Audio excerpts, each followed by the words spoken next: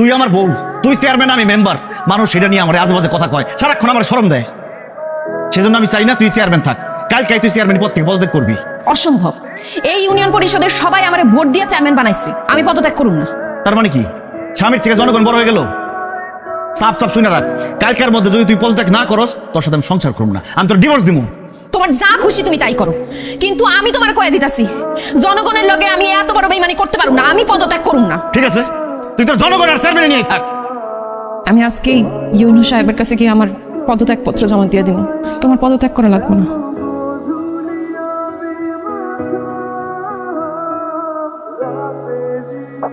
আপা, আপনার জন্য আমি আমার স্বামী সংসার সবকিছু ফেরত পাইছি আপা।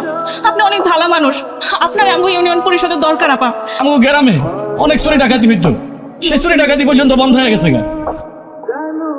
আমাকে এলাকার যুবক পোলা পাইনেরা নেশা পানিতে আসক্ত হয়ে পড়ছিল, আমি সে পোলা পাইনেরা নেশা পানির থেকে ফিরে আনছেন। আমি আমার বাপের সম্পত্তি বিক্রি করে আর বিদেশ যাই নাই, ওই সম্পত্তিতে হাল চাষ করে এখন অনেক সুখে আছি। আপনারা শান্ত হন। দেখেন, আমি আপনাদের কথা রাখতে পারতেছি না,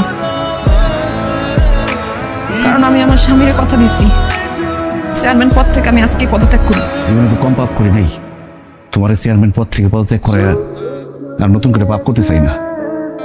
তুমি যদি আমার ভালোবাসার জন্য চেয়ারম্যান পদ থেকে পদত্যাগ করতে চাও, তাহলে আমি বলবো আমার ভালোবাসার জন্য, এই জনগণের ভালোবাসার জন্য তুমি চেয়ারম্যান পদে থেকে যাও।